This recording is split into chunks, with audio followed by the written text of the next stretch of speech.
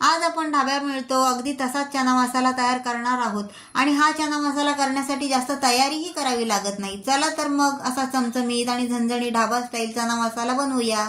नमस्कार, सीमा मराठी किचनमध्ये तुमचं खूप खूप स्वागत। हरभऱ्याची भाजी बनवण्यासाठी इथे मी 200 ग्राम हरभरे घेतलेले आहेत आणि हे हरभरे मी घरीच भिजवलेले आहेत, तुम्ही पण घरीच भिजवा। वाटण बनवण्यासाठी काय लागतं ते पहा। अर्धी वाटी सुकं खोबरं, 4-5 लसणाच्या पाकळ्या, अर्धा इंच आलं, 5-6 हिरव्या मिरच्या, थोडी कोथिंबीर, कढीपत्ता, 1 कांदा आणि 1 टोमॅटो। आता यामध्ये मी हे खोबरं आणि कांदा एवढंच भाजून घेणार आहे। कांदा खोबरं भाजून झालेलं आहे। आता या सर्व वस्तू मिक्सरमध्ये बारीक वाटून घेत आहे। हे पहा, वाटण झालेलं आहे आणि वाटताना मी अजिबात पाण्याचा वापर केलेला नाहीये। आता भाजी बनवायला सुरुवात करूया। सर्वप्रथम मी या कुकरमध्ये 2 चमचे तेल घालते। तेल गरम झालेलं आहे। आता यात आपण हे थोडंसं जिरं घालू। हे बघा, जिरं फुलायला लागलेलं आहे। आता यात आपण हे वाटलेलं वाटण घालूया।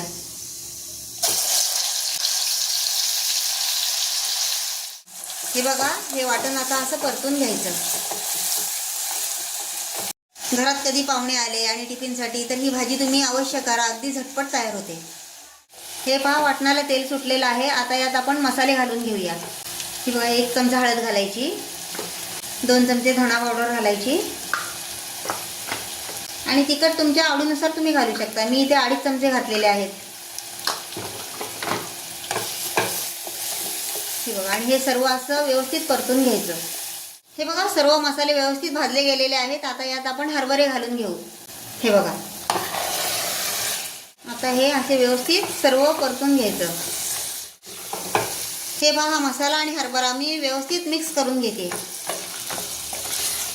आता सर्वात महत्त्वाची गोष्ट म्हणजे यात मी गरम मसाला घालत आहे। हा बघा, हा 1.5 चमचा घालायचा आणि गरम मसाला घालायचाच। असा गरम मसाला घातला ना की भाजीला अगदी मस्त चव येते। सर्वात शेवटी मी यात चवीपुरतं मीठ घालणार आहे। हे बघा, जास्त नाही घालायचं, नाही तर खारट होण्याची शक्यता असते।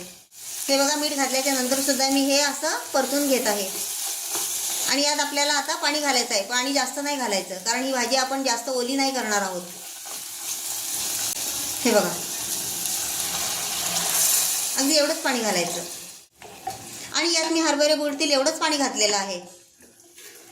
हे बघा, कुकरला हे मी झाकण लावून घेत आहे आणि याच्या या 2 शिट्ट्या काढून घेत आहे।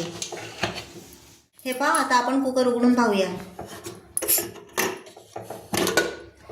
पाहू शकता किती छान भाजी शिजलेली आहे। हे बघा,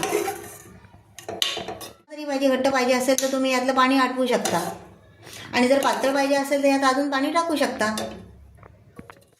तुम्ही पाहू शकता, अगदी सोप्या पद्धतीत झणझणीत आणि चमचमीत असा आपला ढाबा स्टाईल चना मसाला तयार आहे। तुम्हाला ही रेसिपी कशी वाटली हे मला कमेंट करून कळवा। व्हिडिओ आवडला तर व्हिडिओला लाईक करा, शेअर करा आणि माझ्या चॅनलला नक्की सबस्क्राईब करा। भेटूया पुढच्या व्हिडिओत। धन्यवाद।